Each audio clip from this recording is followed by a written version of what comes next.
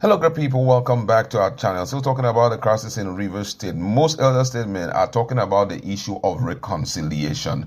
But then an insider, the chairman of Obio Akpor local government area, has given Nigeria a hint, not just a hint, but deep knowledge about the issue of reconciliation, the possibilities surrounding it, and had also talked about how much has been offered him for him to look the other way in respect to some of the things that have been acquired from his local government. Don't forget that a particular market was being taken over by Wike's administration. It was strictly for development. It was strictly for River State government. But however, he opened up and told Nigerians a lot of secret, about that market, how much he has been offered to let go of that market for their investment. Also took out time to mention those who are key players in the Bwahaha going on in River State, and also lay emphasis on who was actually behind him being the chairman of Obio Akpor. All of this you're going to see in this video. We'll be back with my colleague to talk more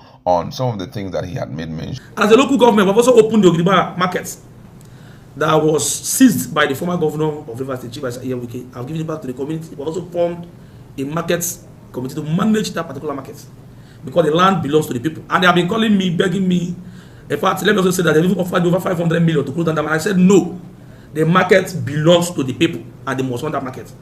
So for us, we are not scared. We believe that we are doing the right thing. And the right thing we are doing is to ensure that Fubara remains as governor. I want to also say this. You cannot tell your child what to do sometimes. Your child will tell you that I can't do this. You can't see a full-grown man and they want to control him as the governor of River State.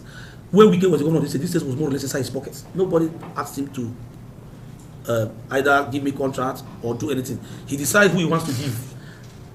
They went about looting almost 22 local government, burned down some local government, and I told them if they burn local government, we burn their investment. I still stand with them, but we know their investment. They cannot come and burn this local government because they are not the owners of this land. This land belongs to the Obio people. And if you burn anything here, we'll burn your investment. I'm saying it because we know their investment. So they can try to know he can't beat Obio, but we will resist them. They saw what happened that they were going to resist them. So I want to advise him. I know that most of the politicians who are supporting evil, the likes of Senator Lakawogu, Marcus Lage, these are the people deceiving our brother. And it's quite unfortunate because they want power. You also look at Senator Magnus Abe, who said vote for money in your pocket. All reliable people. All reliable people. 2023 elections, you are saying vote for money in your pocket, do this, and today he's now becoming a PA to the FCT minister. The same set of people. So, Rivers people were going to stand by the governor, and by the grace of God, Fubara will be governor for 8 years. Why they are crying is because I am the council chairman. And let me also say this, I don't have any godfather. Nobody is my godfather. The only person I have as my godfather is the governor of Rivers State. Nobody knows about my godfather. I challenge anybody. Nobody made me challenge the governor, made me the chairman. And let me also tell our people that they should expect a lot of rapid development. We've also started verification of staffs. Most of the staffs, those who claim to be working here, are cronies and friends of the enemies of our state, and they don't have proper documentation. And we have decided to fish them out and know how many staffs that we have in our local government, what is our wage bill. So a lot of things we've started, and I want to assure people that Obio Akpor is safe under my watch. But for reconciliation, we are past that stage of reconciliation. Because the man that we are dealing with does not even have forgiving spirit. He's our brother, we have worked with him. And if a man feels that he makes you to be governor, and he wants to control you, to even next time tell you not to sleep with your wife, that means there's crisis. So we have passed the issue of reconciliation. What we're talking about now, how will Rivers move forward? P2 today has done his tenure and is resting. Amechi is resting. Why not we should go and rest? We should go and rest for God's sake. It's only God that gives power. So when God gives you power, it's a privilege. But let me also tell you that the FCT minister who is from this local government and the key others who are key players in this crisis that we're facing in River State. I need to mention that in the likes of Honorable Chinda, Martin Samivula, and Honorable Chukwemeka, these are the key players in the crisis in our states. And they're from this local government. By the grace of God, you can't ask, they have lost grip with our people. Our people are not happy with them. 90% of the people are not happy with them. They're not happy with them. If I even see that people don't even attend whatever meeting they go, because you can't want to kill a man. I know that this man is doing the right thing, I want to kill him. So for us, we have to take control of our local government. And let me also tell you that we are in charge of this local government. They have lost grip. What they are using is this thing they are doing in Abuja, using courts to distract us. But they know that physically and numbers, they can't come to Rivers State, especially our local government. You also, the local government, they were doing election on the 5th of October. The same man who alleged that Atiku was doing student unionism, the same man who brought out elders, those who claim to be elders, following him, to start doing protests in the city of Port Harcourt. The answer that what goes around comes around. This is what Wike did to Amici, and this is what we are now doing to Wike. That is how life is. So for us, our local government, with total control, our women, you know, the non-indigenous in our LG, they are giving us 100% support because they are not happy with the kind of attitude Yeso Wike is giving, and nobody should be happy. People are not happy. Yeso Wike has also made proud that he's in charge of judiciary in Nigeria. It's not everywhere. It tells people that he's in charge. So what is the hope of the common man that if one man says he's in charge? What is the hope of the man in the streets of Abia State? What is the faith of the man in Imo? What is their faith? When one man has a judiciary, and each morning you wake up, you see counter judgment, and Nigerians are clapping for Wike, and we have a president that we elected, the commander in chief, is allowing Wike to destroy democracy in Nigeria. So judiciary, we are watching at them, and but I also have confidence in the chief judge of Nigeria. I've said that the chief judge will have confidence in her. Welcome back. That was an excerpt of the interview he had with media personalities, and he laid emphasis on some of the things that most Nigerians really wanted to know. One of it was the fact that reconciliation was impossible. He made mention of the fact that the main person involved is one that cannot be reconciled with. My colleague is in the house. What's your standpoint on that? Well, let's get real here. The person of Yeso Wike over time have shown that when you hurt him, get ready to fight for life. The likes of Fayose, the former Ekiti State Governor, Ayo Fayose, did mention it, said that when you want to fight with Wike, get ready to fight for life. Amechi, during this time and reign, and when Wike took over as the governor, literally had to leave Rivers State so that not to join issues with Wike. And Wike is one person that his aggression is known. When he picked on Atiku, after a while, Atiku was quiet and calm. He refused to be calm. He kept at it and kept on it until finally he wearied Atiku out. Probably because Atiku was a little more on the gentlemanly side. So normally everyone knows that Wike is an aggressive achiever, an aggressive pusher, and can be an aggressive enemy, depending on which of the fences you decide to choose. Well, it's not unusual to expect that at this point in time, Wike will show his aggression. Of course, when Fubara made up his mind that I was going to say enough of this, he should be expecting. He knows his principle before now. He should be expecting that Wike will not forgive. Just like what Inyon was said, Chijioke Inyon was said, this is one man who does not have forgiving spirit. He's their brother, and he has worked with him. So if he says, I'm giving you this, you must not do this, then you should know that agreement is an agreement. Like he would always say, Inyendieba. And he expects you, if I keep you in this position, don't move. Just stay there.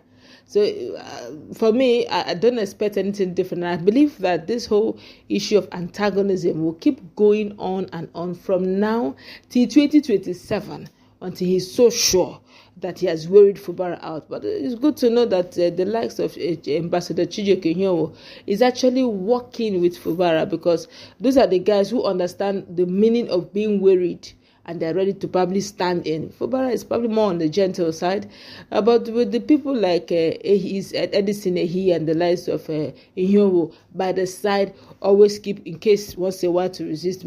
Probably that's what Fubara will need. But let's see how 2027 will play, because he kept on insisting that Fubara will do 8 years. Mm-hmm. People are saying 4 years, we don't even know if he stay. He said no, he will do, as this 4 year service concluded. We are sure that by 2027 we are able to put him in. And the statement he has been making is quite very strong. If you notice, Inyowo is not hiding his mouth. He's mentioning names. He will mention the past senators and the ones involved. He will mention Martin Amohele, and he's not scared. He's saying it, and he's saying that this was at their brothers, that right now that they are in charge of the local government, and he can tell them for free that these guys are not, the people of Rivers are not happy with them, with what they are doing, trying to stop them from getting their salaries, getting their pensions. So if you say you're our brother, our friend, our son, and you don't want us to eat our money, on how now, as in what level of grade, so that they don't have the people's mandate anymore, and that he's social, that forget this social propaganda media and all of that is because okay, they're trying to use judiciary, that if it's on ground physical, nothing mega, they have taken over. And he said it literally that in this Obio Akpor, they are the one in charge, they are the one, they're holding sway. And there's something he said that's quite unique, is the fact that forget the propaganda, forget this thing, that the people, and even people from Obio, as in the very clan of Wike, they're the one coming, and even Martin Emohede, they're the one coming to play allegiance. He says it's not higher though. They came on their own. So they will come to social media and be shouting, hey, Fubara is this. So they go behind and be begging, say, please, this is my account number. Help me with something. Things are rough. Now, for him to say that, that's to tell you that really are done rough. And for next 5 years or 4 years, only God knows how it to look like. All right. And now, the last question which I want you to respond to is the fact that he's talking about a political culture in Rivers State. And that culture seems to be very progressional. He said something that Wike did this same thing to Rotimi Amechi, and we are doing it to him. Now, I don't know if he hid himself very well, but he was just trying to let Nigeria understand that there's a culture in Rivers State that anyone who comes after you must do you the thing that you did to the other person, which also means that Fubara possibly, I don't know if he really understands, but what's your standpoint on it? Do you think it's something regular? But then I'm trying to trace it back to Rotimi Amechi, if he did it to, the governor of Peter Odili and the rest. But it for him to say it's just a confirmation. Rotimi Amechi mentioned this on film some few weeks ago. He said that it's a citadel, that River State is a citadel of betrayal, as in it's back to back. As usual, if you think you have seen the worst, wait, the next one that is coming is you are doing is your case is press up. The one that is coming is nice. The one that is legendary is groundbreaking, is Guinness breaking record, and it's unfortunate, but then it looks like that's the way of politics in River State. But what he said, if I was to be Fubara, Fubara should watch his back. He shouldn't let go. He should be on guard, which means that which he has sown to, at some point, will come hunting. Let's also hope, in all sincerity, that it will not be even a Chijioke Hyowo that will even be the main betrayer, or even somebody that Fubara least expect. Maybe even Edison, he's a chief of staff. But whatever it is, Amechi never expected Wike to do him that strong thing. But Wike did him strong thing. And Wike never expected of everybody to do him strong thing. They never expected Fubara. Fubara was the last person. In fact, if there's anybody he suspected that we should do some level of strong thing, should be Samuel Wanosike or Chideloit. But with these words were even more loyal. It was Fubara where he put all his eggs that did him that strong thing, and he's pinning him. So Fubara should get ready to, when it is time, the one that will pinch him, we pin him. But let's see how it goes. Who knows what tomorrow holds. All right, that's where we're going to wrap it up. Let's meet in our comment section.